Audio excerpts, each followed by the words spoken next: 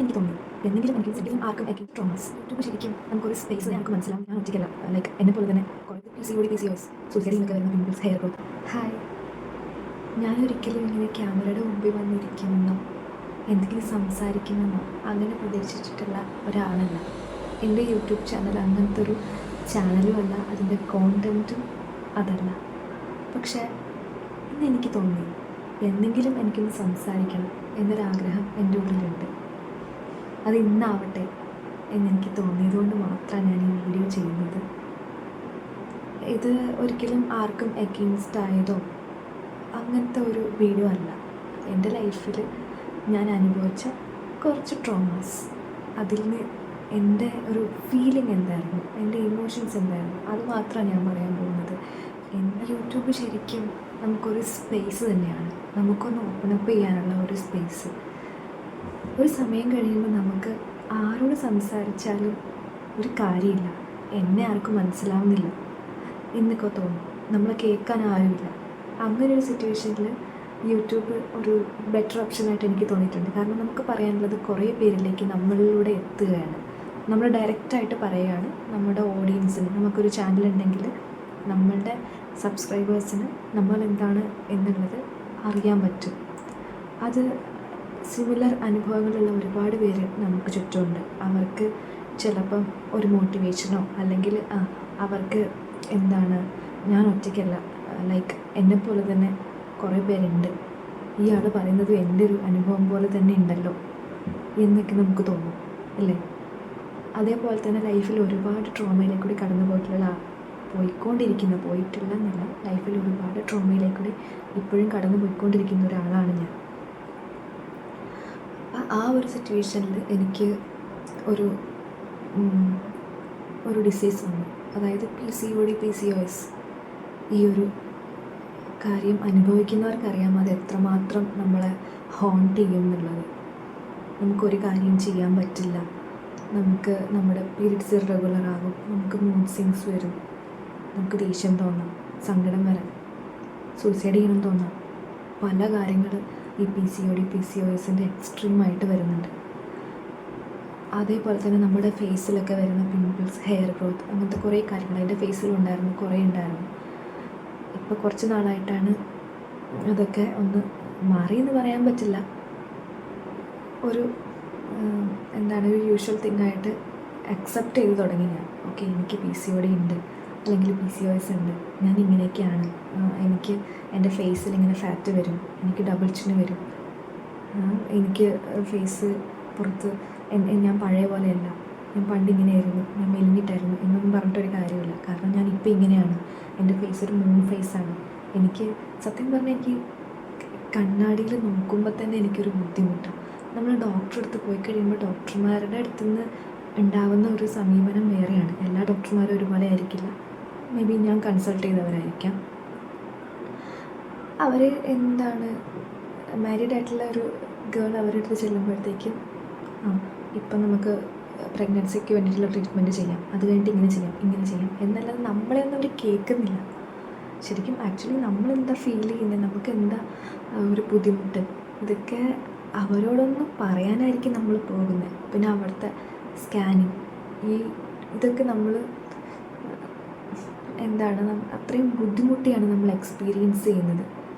എൻ്റെ ഒരു PCOS story plus ലൈഫിലെ അതിൻ്റെ കൂടെ ഞാൻ അനുഭവിച്ച കുറച്ച് കാര്യങ്ങൾ, അതൊക്കെയാണ് ഈ വീഡിയോയിലേക്കൂടി ഞാൻ പറയാൻ ഉദ്ദേശിക്കുന്നത്. 2017-18 ആ ഒരു ടൈമിലാണ് എനിക്ക് PCOD ഡയഗ്നോസ് ചെയ്തത്. അത് കഴിഞ്ഞ് എൻ്റെ കരിയറിൽ തന്നെ ഒരുപാട് മോശം അനുഭവങ്ങളുണ്ടായി. ലൈക്ക് എനിക്കൊന്നും പഠിക്കാൻ പറ്റാതാവുക, ജോലി ചെയ്യാൻ പറ്റാതാവുക, പ്ലസ് ലൈഫിലെ കുറേ ബാഡ് ഹാപ്പനിങ്സ്. ആ കാര്യങ്ങളും കൊണ്ട് ഈ PCODയും കൂടി കൂടുമ്പോഴത്തേക്കും വന്നിട്ടുള്ള റിസൾട്ട് ഭയങ്കര ഭീകരമായിരുന്നു. എൻ്റെ ഒരു അവസ്ഥ എന്ന് പറഞ്ഞാൽ ഞാൻ എന്നെ തന്നെ മോട്ടിവേറ്റ് ചെയ്യായിരുന്നു. കാരണം എനിക്ക് വേറെ വഴി ഉണ്ടായിരുന്നില്ല. വീട്ടിൽ അച്ഛനൊരു ക്യാൻസർ പേഷ്യൻ്റ് ആയിരുന്നു, പിന്നെ ഒരു സാധാരണ കുടുംബമാണ് ഞങ്ങളുടേത്. ആ ടൈമിൽ എനിക്കിതൊന്നും പറയാൻ ആരും ഉണ്ടായിരുന്നില്ല. ആ സമയത്ത് ഞാൻ ചെയ്തത് പ്രൊപ്പോസോ എന്ന് പറഞ്ഞൊരു ആപ്പ് ഉണ്ടായിരുന്നു. ആ ആപ്പിൽ ആ സമയത്ത് വീഡിയോ ചെയ്ത് കഴിഞ്ഞാൽ നമുക്ക് ചെറിയ കോയിൻസൊക്കെ കളക്ട് ചെയ്ത് ചെറിയൊരു ഇൻകം കിട്ടുമായിരുന്നു. അപ്പം ഞാൻ ആ ടൈമിൽ എൻ്റെ ഈ ഒരു സ്ട്രെസ്സും ഇതൊക്കെ റിലീഫിന് വേണ്ടിയിട്ട് അതിൽ ഞാൻ ചെയ്തിട്ടുള്ള വീഡിയോയുടെ എണ്ണം കേട്ടാൽ നിങ്ങൾ ഞെട്ടിപ്പോവും. ഒരു ദിവസം 100 ഷോർട്സൊക്കെ ഞാൻ ചെയ്യാറുണ്ട്. 100 ഷോർട്സൊക്കെ. ഇത് വെറുതെ പറഞ്ഞതല്ല. ഇപ്പം ആ ആപ്പ് എനിക്ക് തോന്നുന്നത് ഒരു ഷോപ്പിംഗ് ആപ്പ് അങ്ങനെ എന്തോ ആണ്, അത് അവൈലബിൾ അല്ല. ആ ഒരു മാനസികാവസ്ഥ അത്രയും ഭീകരമായിരുന്നു. ഒരാളോട് നമ്മുടെ വിഷമം പറഞ്ഞാൽ മനസ്സിലാവില്ല. ഫസ്റ്റ് തന്നെ ഈ അസുഖം നമ്മുടെ കോൺഫിഡൻസ് ആണ് ഡ്രെയിൻ ചെയ്യുന്നത്. എനിക്കെൻ്റെ ഫിസിക്കൽ അപ്പിയറൻസ് ആയിരുന്നു നഷ്ടപ്പെട്ടത്. അതെനിക്ക് ഭയങ്കര ട്രോമയായിരുന്നു. ആരോടും പറഞ്ഞിട്ടൊരു കാര്യമില്ല. ഇപ്പോഴും അത് തിരിച്ച് പിടിച്ചുകൊണ്ടിരിക്കുന്നതേ ഉള്ളൂ. അത് കംപ്ലീറ്റ് ആയി എന്നൊരിക്കലും പറയാൻ പറ്റില്ല. കാണുന്നവർക്ക് മനസ്സിലാവുന്നുണ്ടാവില്ല, പക്ഷെ നമുക്കുള്ളിൽ നമ്മളിങ്ങനെയല്ല, ഞാൻ ഇങ്ങനെയല്ലായിരുന്നു, എൻ്റെ ഫേസ് ഇതുപോലെ അല്ലായിരുന്നു, എങ്കിൽ എൻ്റെ അപ്പിയറൻസ്, എനിക്ക് ഈ ഡ്രസ്സ് ഇടാൻ പറ്റുന്നില്ല. മെയിനായിട്ടുള്ളൊരു കൺസേൺ എന്ന് പറഞ്ഞാൽ ഇഷ്ടമുള്ള ഡ്രസ്സ് ഇടാൻ പറ്റില്ല. ഫസ്റ്റ് ടൈമാണ് ഞാനിങ്ങനെ ലെങ്തി ആയിട്ടുള്ളൊരു വീഡിയോ, അതും എൻ്റെ സ്റ്റോറി വെച്ച് ചെയ്യുന്നത്. എൻ്റെ സ്റ്റോറി പറഞ്ഞുകൊണ്ട് തന്നെ. ഇത് ഞാൻ ചെയ്യുന്നതിൻ്റെ ഉദ്ദേശം എന്ന് പറഞ്ഞാൽ ഞാൻ എങ്ങനെയാണ് അതിൽ ഡീൽ ചെയ്യുന്നത് എന്നുള്ളത് ഇതുപോലെ ബുദ്ധിമുട്ട് അനുഭവിക്കുന്ന കുറേ പേർക്ക് കൂടി മനസ്സിലാകാൻ വേണ്ടിയിട്ടാണ്. അല്ലാതെ ഇതിനകത്ത് വേറെ കാര്യങ്ങളൊന്നുമില്ല. എനിക്കും ഇതൊരു റിലീഫാണ് ആക്ച്വലി. കുറച്ച് പേരോട് ഇത് ഞാൻ പറഞ്ഞു. പിന്നെ നിങ്ങൾക്ക് ഇതുപോലത്തെ അനുഭവങ്ങൾ ഉണ്ടായിട്ടുണ്ടെങ്കിൽ നിങ്ങൾ ഈ വീഡിയോയുടെ താഴെ ഒന്ന് കമൻറ്റ് ചെയ്യണം. അപ്പോൾ എനിക്കും അത് വലിയൊരു റിലീഫായിരിക്കും. ഞാൻ ഒറ്റയ്ക്കല്ല. എൻ്റെ പോലത്തെ അനുഭവങ്ങളുള്ള ഒരുപാട് പേര് എനിക്ക് ചുറ്റുമുണ്ട്. ഞാൻ അനുഭവിക്കുന്നതൊന്നും ഒന്നുമല്ല എന്ന് എനിക്ക് തോന്നിക്കാൻ വേണ്ടിയെങ്കിലും നിങ്ങളൊരു കമൻറ്റെങ്കിലും ഈ വീഡിയോയ്ക്ക് താഴെ ചെയ്യണം. ഓക്കെ. ഞാൻ ഈ യൂട്യൂബ് ചാനൽ തുടങ്ങിയിട്ട് 4-5 വർഷങ്ങളായി. ഞാൻ അത് ഒരു വിധത്തിൽ അത് ഗ്രോ ചെയ്ത് എഡ്യൂക്കേഷണൽ കോണ്ടൻറ്റ് മാത്രം കൊണ്ടുവന്ന് എത്തിച്ചു. ഇടയ്ക്കൊരു ബ്രേക്ക് വന്നു എന്ന് പറഞ്ഞാൽ എനിക്കൊരു ബ്രേക്ക് എടുക്കേണ്ടി വന്നു. എൻ്റെ ഹെൽത്ത് ഇഷ്യൂസ് കാരണം, മറ്റും ലൈഫിലുള്ള ട്രോമാസ് കാരണം എനിക്ക് ഒരു ബ്രേക്ക് എടുക്കേണ്ടി വന്നു. അപ്പോൾ ഞാൻ ഉണ്ടാക്കി വെച്ച ഹാർഡ് വർക്ക്, ആ പ്രോഗ്രസ്, അതെല്ലാം എനിക്ക് നഷ്ടപ്പെട്ടു.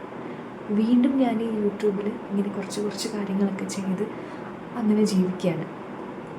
സോ ഞാൻ പറഞ്ഞു വന്നത്, ഇതുപോലെ PCOD, എൻഡോമെട്രിയോസിസ്, PCOS തുടങ്ങിയ കാര്യങ്ങളൊക്കെ അനുഭവിക്കുന്നവർ തീരെ അങ്ങ് തളർന്ന് നമ്മൾ കിടപ്പിലായിപ്പോയി കഴിഞ്ഞാൽ, കിടപ്പിലാകുക ഇൻ ദ സെൻസ് നമ്മൾ തളർന്നു പോയി കഴിഞ്ഞാൽ, നമ്മൾ മൈൻഡ് ഡെസ്പായി കഴിഞ്ഞാൽ നമുക്കൊന്നും ചെയ്യാൻ പറ്റില്ല. നമ്മൾ ഓപ്പൺ അപ്പ് ചെയ്യുക, നമ്മുടെ ക്ലോസ് ഫ്രണ്ട്സിനോട് പറയുക. അല്ലെങ്കിൽ നമ്മുടെ പാരൻസിനോട് പറയാൻ പറ്റാത്ത നമുക്ക് ക്ലോസ് ഫ്രണ്ട്സ് ഉറപ്പായിട്ടും ഉണ്ടാകും. എന്ന് വെച്ച് സോഷ്യൽ മീഡിയയിൽ കണ്ടവരോട് നമ്മുടെ വീക്ക് പോയിൻറ്റ്സ് പറയാണ്ടിരിക്കുക. ഓക്കെ. അതിൽ ആരാണ് ചതിക്കുക, ആരാണ് കൂടെ നിൽക്കുക നമുക്ക് ഒരിക്കലും മനസ്സിലാക്കാൻ പറ്റില്ല. ഇന്നത്തെ ഒരു സിറ്റുവേഷനിലേക്ക് എൻ്റെ അച്ഛൻ മരിച്ചുപോയി. അപ്പം ചിലരൊക്കെ വന്ന് പറയണ്ട, മോളെ ഞാൻ അച്ഛനെ പോലെയാണ് എന്നൊക്കെ വന്ന് പറയുന്ന ആൾക്കാരും ഉണ്ടല്ലോ. നമ്മൾ ഒരിക്കലും വിശ്വസിക്കരുത്. കാരണം നമുക്ക് നമ്മുടെ അച്ഛനെ പോലെ വേറെ ആരും ഉണ്ടാവില്ല. ഈ ഭൂമിയിൽ ഇനി വേറെ ആരും ഉണ്ടാവില്ല, ഉണ്ടാകാനും പോകുന്നില്ല. നഷ്ടപ്പെട്ടത് തന്നെയാണ്. അതൊരിക്കലും തിരിച്ചു കിട്ടുകയില്ല. നമ്മൾ ആ സിറ്റുവേഷൻ അക്സെപ്റ്റ് ചെയ്ത് മുന്നോട്ട് പോവുക എന്നുള്ളതാണ്. നമുക്ക് ഈ ഹെൽത്ത് ഇഷ്യൂസ് വന്നു വരുമ്പോൾ നമുക്ക് ലൈഫ് സ്റ്റൈൽ നമുക്ക് ചേഞ്ച് ചെയ്യാൻ പറ്റും. നമുക്ക് ഒരുപാട് ഗുഡ് ഹാബിറ്റ്സ് വളർത്താൻ പറ്റും. യോഗ പ്രാക്ടീസ് ചെയ്യാൻ പറ്റും. ഫുഡ് ഹാബിറ്റ്സ് നല്ലോണം ചേഞ്ച് ചെയ്യുക, വർക്കൗട്ട് ചെയ്യുക. ഇങ്ങനത്തെ കാര്യങ്ങളൊക്കെ ചെയ്താണ് കുറച്ചൊക്കെ പിടിച്ചു നിൽക്കാൻ പറ്റുന്നത്. പിന്നെ ഇപ്പം നിങ്ങളുടെ സിറ്റുവേഷൻ ഭയങ്കര സീരിയസ് ആണെങ്കിൽ ഉറപ്പായിട്ടും നമുക്ക് ഡോക്ടറെ കൺസൾട്ട് ചെയ്യേണ്ടിയും വരും, മെഡിക്കേഷൻസ് എടുക്കേണ്ടിയും വരും. അങ്ങനത്തെ സിറ്റുവേഷനിലുള്ളവർ അത് ചെയ്യുക തന്നെ വേണം.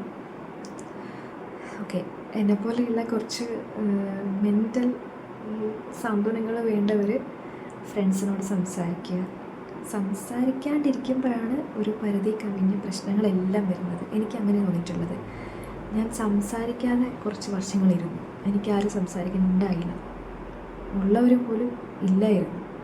ആ ഒരു സിറ്റുവേഷനിൽ ഇരുന്നപ്പോഴാണ് എനിക്ക് എൻ്റെ ഹെൽത്ത് ഇഷ്യൂസ് കൂടി വല്ലാത്തൊരു സ്റ്റേജിലേക്കൊക്കെ വന്നത്. അപ്പോൾ നമ്മൾ ഓപ്പൺ അപ്പ് ചെയ്യുക, സംസാരിക്കുക. ഇത് നിങ്ങൾക്ക് ആരും സംസാരിക്കാനില്ലെങ്കിൽ ഇതുപോലെ സോഷ്യൽ മീഡിയ പ്ലാറ്റ്ഫോമിൽ സംസാരിക്കാം. നിങ്ങൾക്ക് മിറർ നോക്കി സംസാരിക്കാം. ആരും കേട്ടാൽ വട്ടാന്നൊന്നും പറയില്ല, കാരണം നമ്മുടെ അവസ്ഥ നമുക്കറിയാൻ പറ്റും അല്ലേ. അപ്പോൾ ഇതൊക്കെ തന്നെ വഴിയുള്ളൂ. ഓവർകം ചെയ്തേ പറ്റൂ, വേറൊരു വഴിയില്ല. ഉടനെ അങ്ങ് പോയി സൂയിസൈഡ് ചെയ്തതോടൊന്നും കാര്യമില്ല. അവിടെ തീരുന്നില്ല പ്രശ്നങ്ങൾ, പിന്നെയും പ്രശ്നങ്ങൾ തുടർന്നുകൊണ്ടേയിരിക്കും. നമുക്കൊരു ലൈഫേ ഉള്ളൂ. ആ ലൈഫിൽ നമ്മൾ എന്തായാലും നമ്മൾ ജനിച്ചു. അത് നമ്മൾ ഫുള്ളെസ്റ്റായിട്ട് ജീവിക്കുക തന്നെ വേണം. അപ്പോൾ നമ്മൾ എടുക്കാൻ പറ്റുന്ന കാര്യങ്ങളൊക്കെ എടുത്ത് ഹാപ്പിയായിട്ട് മുന്നോട്ട് പോകുക. അപ്പോൾ നിങ്ങൾക്ക് എൻ്റെ ഈ വീഡിയോ ഇഷ്ടമായി കഴിഞ്ഞാൽ നിങ്ങൾ ഈ വീഡിയോ ഒന്ന് ലൈക്ക് ചെയ്യുക, ചാനലൊന്ന് സബ്സ്ക്രൈബ് ചെയ്യുക. ഇനിയും ഇതുപോലത്തെ ലൈഫ് എക്സ്പീരിയൻസ് വീഡിയോകൾ ഞാൻ ചെയ്യുന്നതായിരിക്കും. Thank you so much.